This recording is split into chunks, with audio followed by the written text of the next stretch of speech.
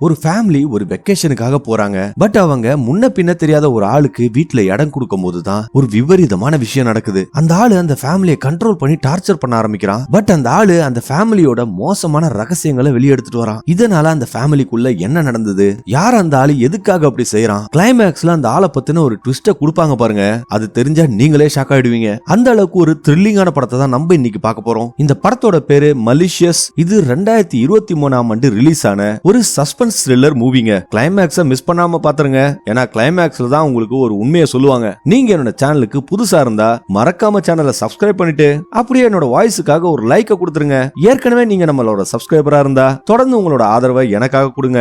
அப்படியே இந்த வீடியோவை உங்க ஃப்ரெண்ட்ஸ் அண்ட் ஃபேமிலி கூட ஷேர் பண்ணிடுங்க. வெல்கம் டு வேர்ல்ட் சினிமா இன் தமிழ். நான் உங்கள் தமிழ் நண்பன். வாங்க இப்ப நம்ம வீடியோக்குள்ள போலாம். படத்தோட ஓபனிங் சீன்ல அந்த ஃபேமிலி ஒரு தனிமையான லேக் ஹவுஸுக்கு வெக்கேஷனுக்காக கார்ல போயிட்டு இருக்காங்க. வைஃபோட பேரு லாரன், ஹஸ்பண்டோட பேரு வில்லியம். அவங்களுக்கு ஏரன் சொல்லி ஒரு டீனேஜ் பொண்ணு இருக்கா. அந்த லேக் ஹவுஸ்க்கு அவங்க வந்து அடையும் போது அந்த பொண்ணு ஏரன் அத பத்தின ஒரு எக்ஸைட்மெண்டே இல்லாம இருக்கா. அதனால அவங்க அம்மாவும் அந்த பொண்ணு கிட்ட என்னாச்சு, ஏன் டல்லா இருக்கான்னு கேட்கும்போது ஒன்னும் இல்லமா அப்படின்னு சொல்லிட்டு அதை அப்படியே டிஸ்மிஸ் பண்ணிடுறா. வீட்டுக்குள்ள போனா அந்த ஃபேமிலி அந்த வீட்டோட அழகை பார்த்து ரொம்பவே ஆச்சரியப்படுறாங்க. லாரன் தான் அந்த இடத்த புக் பண்ணிருக்காங்க போல. வில்லியமோ இந்த இடம் சூப்பரா இருக்கு அப்படின்னு சொல்லும்போது லாரனோ இது யூஎஸ்லே one of the deepest lakes அப்படின்னு சொல்றாங்க. ரூமுக்கு போயிட்டு இருந்த வில்லியம் ஏரனை பார்த்து இந்த வீடு பிடிச்சிருக்கான்னு கேட்கும்போது இந்த பொண்ணு எந்த பதிலுமே சொல்லாம போறா. டீனேஜ் பொண்ணாச்சே, வைஃபை இல்லனா எப்படி, அவளா அவங்க அம்மா கிட்ட என்னம்மா வைஃபை கூட இல்லையா அப்படின்னு கேட்கும்போது இங்க பாரு நம்ம வீக்கெண்ட் வெக்கேஷனுக்காக வந்திருக்கோம், இன்டர்நெட் யூஸ் பண்ணாம ஒரு 2 நாள் சந்தோஷமா நிம்மதியா இரு அப்படின்னு சொல்றாங்க. அடுத்த சீன்ல ஏரன் பாத்ரூம்ல இருக்கும்போது வில்லியம் தயக்கமே இல்லாம அந்த பாத்ரூம்குள்ள போயிடுறாங்க. இதனால பதட்டப்பட்ட ஏரனோ அந்த ஆளை பார்த்து கத்தும் போது அவன் அதுக்கு சாரி நீ பாத்ரூம் போயிட்டு இருக்கியா, நான் நீ குளிச்சிட்டு இருக்கேன்னு நினைச்சேன்னு சொல்றாங்க.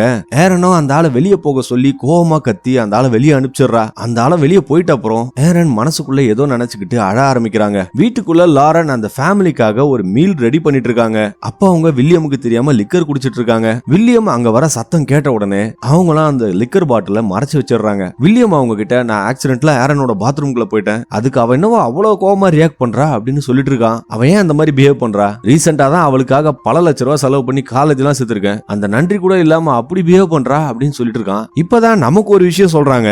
அந்த பொண்ணு ஏரன் வில்லியமோட பயாலஜிக்கல் பொண்ணு கிடையாது. அந்த ஆளு அந்த பொண்ணோட ஸ்டெப் ஃபாதருங்க. லாரன் அந்த ஆளு கிட்ட மன்னிப்பு கேட்டுட்டு கவலைப்படாதீங்க போக போக அவ உங்களை பத்தி புரிஞ்சுப்பா அப்படின்னு சொல்றாங்க. இன்னொரு சீன்ல நமக்கு ஜெஸ் அப்படின்றவனை காட்டுறாங்க. அவன் தனியா ஒரு பார்ல தண்ணி அடிச்சிட்டு இருக்கான். மறுபடியும் அந்த லேக் ஹவுஸ்ல ஏரன் அந்த லேக்ல ஒரு போட்டை பார்த்துட்டு அதை ஓட்டுறதுக்காக லேக்குக்கு எடுத்துட்டு போறா. கிச்சன்ல லாரன் குக் பண்ணிட்டு இருக்கும்போது வில்லியம் அவங்க கிட்ட இன்டிமேட்டா இருக்க ஆரம்பிக்கிறான். அவங்களும் நான் கிச்சன்ல கொஞ்சம் பிஸியா இருக்கேன் அப்புறம் பாத்துக்கலாம்னு சொல்றாங்க. ஆனாலும் அந்த ஆளு அவங்க பேச்சை கேட்காம தான் வந்த வேலையை முடிச்சுட்டு அங்க இருந்து போறாங்க. நமக்கு கிளியரா ஒரு விஷயம் தெரியுது, லாரனோட முகத்துல சந்தோஷமே இல்ல, அவங்க கோவப்படுறாங்க ஏன்னு தான் தெரியல. கொஞ்ச நேரத்துக்கு அப்புறம் லேக்குக்கு போன ஏரனும் வீட்டுக்கு வந்துடுறா. இன்னொரு பக்கம் நமக்கு 2 பேர் கார்ல அந்த லேக் ஹவுஸ் நோக்கி வந்துட்டு இருக்காங்க. அவனுங்களுக்கு யாரோ வில்லியம தீத்து கட்டுறதுக்காக பணம் கொடுத்திருப்பாங்க போல. இதனால அவனுங்களும் வில்லியமோட போட்டோ எடுத்துட்டு அந்த கார்ல வந்துட்டு இருக்கானுங்க. இப்ப அந்த ஃபேமிலி டின்னர் ப்ரிப்பேர் பண்ணிட்டு இருக்கும்போது வீட்டுக்கு வெளியில ஒரு கார் வந்து நிக்குது. ஏரனோ அந்த ஜன்னல் வழியா அந்த காரை பார்க்கும்போது நின்னு அந்த கார் பக்கத்துல ஒரு ஆளு அந்த காரை செக் பண்ணிட்டு இருக்க மாதிரி நமக்கு தெரியுது. கொஞ்ச நேரத்துக்கு அப்புறம் அவங்க வீட்டோட கதவையும் யாரும் தட்டுறாங்க. வில்லியமும் அந்த கதவை திறக்கும் போது பார்த்தா நம்ம ஏற்கனவே பார்த்த ஜெஸ் தாங்க அந்த கார் எடுத்துட்டு வந்து அங்க நிறுத்திருக்கான். அவன் தன்னோட கார் சடனா பிரேக் டவுன் ஆயிடுச்சு, உங்க போனை நான் கொஞ்சம் யூஸ் பண்ணிக்கலாமா அப்படின்னு சொல்லிட்டு கேக்குறாங்க. வில்லியமும் அந்த ஆளு கிட்ட ஏன் உங்ககிட்ட போன் இல்லையா அப்படின்னு கேட்கும்போது இருக்கு, ஆனா அதுல சார்ஜ் இல்ல, டெட் ஆயிடுச்சுன்னு சொல்றான். அதுக்கு வில்லியமும் போன் இருந்தா கூட இங்க சிக்னல் கிடையாதுப்பா, யாருக்கு நீ போன் பண்ண போற அப்படின்னு கேக்குறான். அந்த சமயத்துல அந்த பொண்ணு ஏரன் தன்னோட போனை அவன் கிட்ட கொடுத்து இங்க சிக்னல் கொஞ்சம் வீக் தான், பட் சில டைம் வரும்னு சொல்லிட்டு அவனை கால் பண்ண சொல்றா. அதுக்கப்புறம் ஜெஸ் அந்த பொண்ணு கிட்ட கேஷுவலா ஒரு சிகரெட் கிடைக்குமா அப்படின்னு கேட்கும்போது வில்லியம் அதுக்கு என் பொண்ணுக்கு அந்த பழக்கம் கிடையாதுன்னு சொல்றாங்க. ஆனா அவளோட பேரண்ட்ஸ் சர்ப்ரைஸ் ஆகிற மாதிரி ஏரன் அவளோட பாக்கெட்ல இருந்து ஒரு சிகரெட் பாக்கெட் எடுத்து ஜெஸ்ஸுக்காக ஒரு சிகரெட்டை கொடுக்குறாங்க. இப்போ ஜெஸ்ஸும் தன்னோட ஃப்ரெண்டுக்கு போன் பண்ணி தன்னோட கார் பிரேக் டவுன் ஆயிடுச்சுன்னு ஒரு டோ ட்ரக் எடுத்துட்டு வர சொல்லி ஃப்ரெண்டு கிட்ட கேக்குறாங்க. அவன் அந்த ஃபேமிலி கிட்ட என் ஃப்ரெண்டு வரதுக்கு 1.5 மணி நேரம் ஆகும், சோ நான் அது வரையும் என் கார்ல வெயிட் பண்றேன், ஆனா ஒரு சின்ன ஹெல்ப், உங்க பாத்ரூம் நான் யூஸ் பண்ணிக்கலாமா அவன் கேட்கும்போது அந்த ஃபேமிலியும் ஜெஸ்ஸ வீட்டுக்குள்ள அலோ பண்றாங்க. வீட்டுக்குள்ள வந்த ஜெஸ்ஸ லாரன் எது கார்ல எல்லாம் வெயிட் பண்றீங்க, வெளியே ரொம்ப குளிரா இருக்கு, நீங்க வீட்டுக்குள்ளேயே ஸ்டே பண்ணிக்கங்க அப்படின்னு சொல்றாங்க. என்னதான் வில்லியமுக்கு ஜெஸ் வீட்டுக்குள்ள இருக்கிறது பிடிக்கலனாலும் அவனோட வைஃப் வைஃப் சொல்லிட்டான்றதுக்காக ஜெஸ் அந்த வீட்டுக்குள்ளே ஸ்டே பண்ண சொல்லி சொல்றாங்க. ஆனா இது எவ்வளவு பெரிய தப்புன்றது இப்ப அவங்களுக்கு தெரியல. அப்ப இந்த ஏரன் பொண்ணை காட்டும் போது அவ ஒரு மாதிரி விசித்திரமா சிரிக்கிறாங்க. அவளுக்கு ஜெஸ்ஸோட வருகை பிடிச்சிருக்கு போல இருக்கு. இப்ப ஜெஸ்ஸும் அந்த வீட்டுக்குள்ள ஸ்டே பண்றதுக்காக முடிவு பண்ணிட்டு 4 பேரும் அந்த வீட்டுக்குள்ள உட்காந்து பேசும்போது வில்லியமும் ஜெஸ்ஸும் ட்ரிங்க் பண்ண ஆரம்பிக்கிறாங்க. இதெல்லாம் நடந்துட்டு இருக்கும்போது ஜெஸ் அந்த பொண்ணு கிட்ட நீ குடிப்பியா சொல்லி கேக்குறான். அதுக்கு வில்லியம் அவளுக்கு அந்த பழக்கம் கிடையாதுன்னு சொல்றாங்க. ஆனா அந்த பொண்ணு எனக்கு பழக்கம் இல்லதான், இருந்தாலும் நான் ட்ரை பண்றேன்னு சொல்லும் போது வில்லியமும் அதை கேட்டு அப்செட் ஆகுறான். ஜெஸ்ஸி அந்த ஃபேமிலி கிட்ட தான் ஒரு பார் அட்டெண்டர்னும் தனக்கு ஹெல்ப் பண்ண அந்த ஃபேமிலிக்காக நான் இப்போ ஒரு ஸ்பெஷல் ட்ரிங்க் ப்ரிப்பேர் பண்றேன்னு சொல்லிட்டு சில ட்ரிங்க்ஸ் எல்லாம் மிக்ஸ் பண்ணி ஒரு காக்டெயில் ப்ரிப்பேர் பண்ணிட்டு இருக்காங்க. அதை செஞ்சுட்டு அவன் அந்த ட்ரிங்கை 4 கிளாஸ்ல ஊத்திட்டு எல்லாரையும் அதை ட்ரை பண்ண சொல்றான். ஆரம்பத்துல வில்லியம் அதை குடிக்கிறதுக்கு தயங்கினாலும் லாரனோட வற்புறுத்தலால அவனும் அந்த ட்ரிங்கை குடிக்கிறாங்க. கொஞ்ச நேரத்துக்கு அப்புறம் அந்த 2 லேடிஸுமே சமையல் வேலையை பாக்கிறதுக்காக கிச்சனுக்கு போறாங்க. அப்ப இவனுங்க 2 பேரும் பேச ஆரம்பிக்கிறாங்க. ஜெஸ்ஸி வில்லியம் கிட்ட என்ன வேலை செய்றீங்க அப்படின்னு சொல்லி கேட்கும்போது அந்த ஆளு ஒரு சிட்டியோட கவர்னரா இருக்குன்னு சொல்றாங்க. அதை கேட்டு சர்ப்ரைஸ் ஆன ஜெஸ்ஸியும் வில்லியம் கிட்ட நீங்க ஒரு அரசியல்வாதியா இருக்கிறதுனால உங்களோட எல்லா முடிவையும் மக்கள் ஏத்துக்க மாட்டாங்க, அதை நீங்க எப்படி டீல் பண்ணுவீங்க அப்படின்னு சொல்லி கேக்குறான். அதுக்கு வில்லியம் நான் எடுக்கிற எல்லா டிசிஷனும் எல்லாரையும் ஒரே மாதிரி பாதிக்காது, அந்த விஷயத்தை பத்தி நான் கவலைப்படுறது கிடையாது, எப்பவும் பாசிட்டிவான டிசிஷன் எடுக்கணும்னு மட்டும் தான் நான் நினைப்பேன் அப்படின்னு சொல்றான். அந்த சமயத்துல வில்லியமுக்கு மயக்க வர மாதிரி இருக்கு. ஜெஸ்ஸிய சம்பந்தமே இல்லாம சில பெண்களோட பேரை வேற சொல்ல ஆரம்பிக்கிறான். அந்த பொண்ணுங்க தன்னோட ஃப்ரெண்ட்ஸ்னு சொல்லும் போது அந்த ஃபேமிலி மெம்பர்ஸுக்கும் மயக்க வர ஆரம்பிக்குது. அவன் அந்த ட்ரிங்க்ல ஏதோ ஒன்னு கலந்துருக்காங்க. இதனால அந்த ஃபேமிலில இருந்த எல்லாருமே அன்கான்சியஸ் ஆயிடுறாங்க.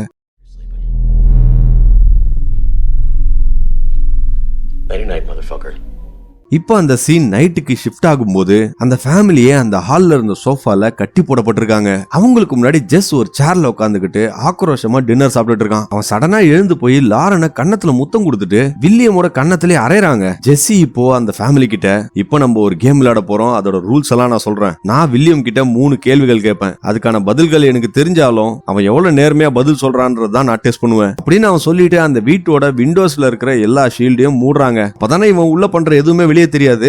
அவன் ஆரனை பார்த்து நீ பாக்கிறதுக்கு ரொம்ப நல்ல பொண்ணா இருக்க, நான் கேட்கிற கேள்விக்கு உங்க அப்பா மட்டும் சரியா பதில் சொல்லணும், தேவையில்லாம நான் ஊ மேலேயும் உங்க அம்மா மேலேயும் கை வைக்க வேண்டியது வரும் அப்படின்னு சொல்றாங்க. அதுக்கப்புறம் அவன் வில்லியம் ஒரு ட்ரிங்கை ஃபோர்ஸ் பண்ணி குடிக்க வச்சுட்டு அது ட்ரிங்க் கிடையாது என்னோட யூரின் தான் அப்படின்னு சொல்றான். இப்போ அவன் லாரன் கிட்ட நீ எப்ப வேணா இந்த கேமை ஸ்டாப் பண்ணலாம், நீ செய்ய வேண்டியதெல்லாம் ஸ்டாப்னு சொல்லிட்டு என் கூட இன்டிமேட்டா இருக்கணும் அப்படின்னு சொல்றான். அவன் வில்லியம் பார்த்து உன் பொண்டாட்டி எனக்கு ரொம்ப பிடிச்சிருக்குடா, உன்னை விட அவளை நான் பெட்டரா திருப்திப்படுத்துவேன் அப்படின்னு சொல்றாங்க. இதை கேட்ட வில்லியமும் கோவத்துல ஜெஸ் போட்டு திட்டும் போது அந்த ஆள் வில்லியம் ஸ்டாப் பண்றதுக்காக லாரனோட மூக்கிலே ஒரு பஞ்ச குடுக்குறான். பாவம் அந்த லேடிக்கும் அதனால ரத்தம் வருது. இப்ப ஜெஸ் அந்த டேபிள்ல ஒரு ரெக்கார்டர் ஆன் பண்ணிட்டு அவனோட முதல் கேள்வியை கேட்கறான். நீ எப்பவாவது 6 பாலியல் சீண்டல் கேஸ்ல சிக்கி இருக்கியா, அதை கோர்ட்டுக்கு எடுத்துட்டு போகாம வெளியே டீல் பண்ணி முடிச்சிருக்கியா அப்படின்னு கேட்கறான். இதை கேட்ட வில்லியமும் உடனே அதை மறுத்து இல்லன்னு சொன்ன உடனே கோவமான ஜெஸ் வில்லியமோட முகத்திலே சராமாரியா குத்த ஆரம்பிக்கிறான். அவனை ஸ்டாப் பண்றதுக்காக லாரனும் ஸ்டாப்னு சொல்லிடுறாங்க. அப்போ ஜெஸ்ஸி வில்லியம் கிட்ட மறுபடியும் நீ போய் சொன்னீனா உனக்கு விழுந்த அடி உன் பொண்டாட்டிக்கு விழும் அப்படின்னு சொல்றான். இப்போ வேற ஆப்ஷன் இல்லாத வில்லியமும் அவன் கேட்ட கேள்விக்கு எஸ்ன்னு பதில் சொல்றாங்க.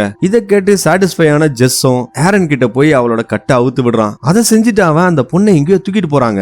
அப்ப லாரன் ஜெஸ் கிட்ட தயவு செஞ்சு என் பொண்ணை விட்டு அவளை தொடாதன்னு சொல்லி அழுதுட்டு இருக்காங்க. அவன் அதெல்லாம் காதலே வாங்காம அந்த பொண்ணை பாத்ரூம்குள்ள தூக்கிட்டு போயிடுறான். உள்ள போனவன் அந்த பொண்ணு முகத்துல பட்ட ரத்தத்தெல்லாம் துடைக்கிறாங்க.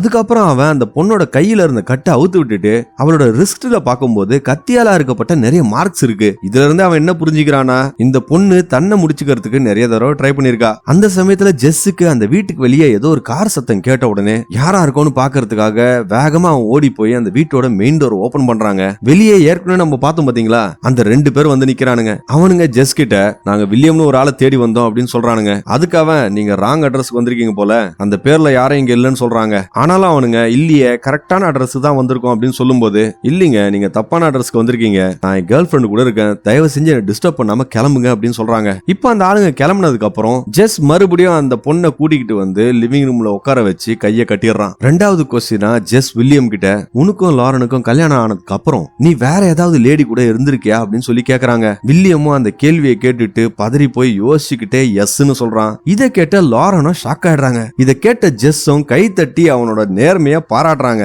அவன் தன்னோட ஃபைனல் 3வது கொஸ்டினுக்கு வில்லியம் கரெக்டான பதில் சொல்லிட்டா உங்க 3 பேரும் பேரையும் விட்டுடுறேன் அப்படின்னு சொல்றாங்க. இப்ப ஜெஸ் வில்லியம் கிட்ட நீ யாரையாவது பலாத்காரம் பண்ணிருக்கியா அப்படின்னு சொல்லி கேட்கும்போது இந்த கேள்வியை கேட்ட வில்லியமும் தன்னோட ஆக்ஷன்ஸை ஜஸ்டிஃபை பண்ண ஆரம்பிக்கிறான். அவன் பேசினதை கேட்டு கடுப்பான ஜெஸ்ஸும் வில்லியமோட கண்ணத்தோட சதையை கடிச்சு துப்பிடுறாங்க. அப்ப பாத்துங்க அவன் எவ்வளவு கோவத்துல இருந்திருப்பான்னு. மறுபடியும் ஜெஸ் அந்த கேள்வியை வில்லியம் கிட்ட கேட்டுட்டு எஸ் ஆர் நோ மட்டும் சொல்லு அப்படின்னு சொல்லும் போது வில்லியமும் வலி தாங்க முடியாம எஸ்ன்னு சொல்றான். இப்ப அவன் தன்னோட ட்ரெஸ்ஸை கிளீன் பண்றதுக்காக பாத்ரூமுக்கு போனதுக்கு அப்புறம் வில்லியமோட உண்மையான முகத்தை தெரிஞ்சுக்கிட்ட லாரனும் அவன் இப்படி ஒரு மான்ஸ்டரா இருப்பான்றத நம்பவே முடியாம டிஸ்கஸ்ட் ஆகி திட்ட ஆரம்பிக்கிறாங்க. அந்த சமயத்துல வில்லியம் எப்படியோ தான் கையில கட்டி இருந்த கட்டை அவுத்துறாங்க. லாரனும் வில்லியம் கிட்ட எங்களை தனியா விட்டுட்டு போகாத அப்படின்னு சொல்றாங்க. ஆனா அவன் அவங்க சொல்றதெல்லாம் கேட்காம அந்த வீட்டை விட்டு எஸ்கேப் ஆகுறான். வெளியே சத்தத்தை கேட்ட ஜெஸ்ஸும் ஒரு கன் எடுத்துக்கிட்டு எஸ்கேப் ஆன வில்லியம துரத்திக்கிட்டு போறாங்க.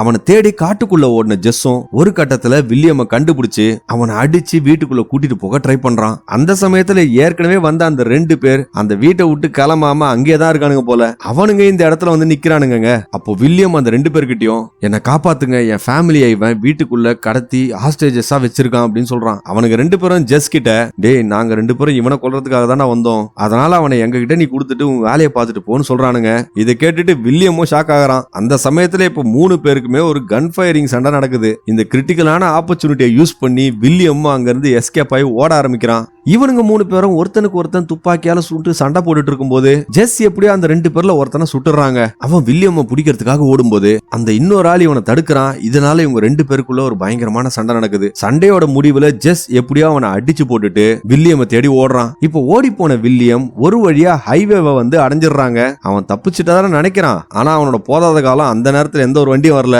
கரெக்டா ஜெஸ்ஸும் வில்லியம் பின்னாடி வந்து நிக்கிறான். மறுபடியும் ஜெஸ் வில்லியம துப்பாக்கி முனையில அந்த வீட்டுக்கு கூட்டிட்டு வராங்க. அவன் அந்த சோஃபால கட்டி போட்டுட்டு ஒரு சுத்தியல எடுத்துட்டு வந்து அவனோட காலிலேயே அடிச்சு அவன் காலை உடைக்கிறான். வில்லியம் வலி தாங்க முடியாம கதறாங்க. அதுக்கப்புறம் அவன் ஏரனோட கட்டை அவுத்துட்டு இருக்கும்போது யாரோ அந்த சமயத்துல கதவுக்கு வெளியே வரா மாதிரி அவனுக்கு கேக்குது. யாருன்னு பார்த்தா அந்த 2 பேர்ல இன்னும் ஒருத்தன் உயிரோட தாங்க இருக்கான். அவன் வந்து ஜெஸ்ஸ ஒரு கத்தி வச்சு அட்டாக் பண்றான். அவன் கிட்டத்தட்ட ஜெஸ்ஸ குத்துற அந்த நேரத்துல திடீர்னு